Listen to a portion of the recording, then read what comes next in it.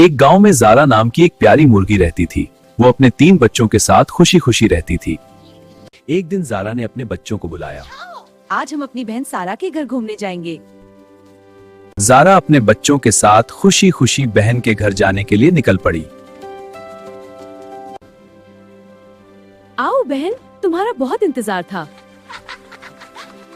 दोनों बहनें बातें करने लगी और बच्चे खिलौनों से खेलने लगे। लेकिन अचानक बच्चों में एक खिलौने पर झगड़ा शुरू हो गया।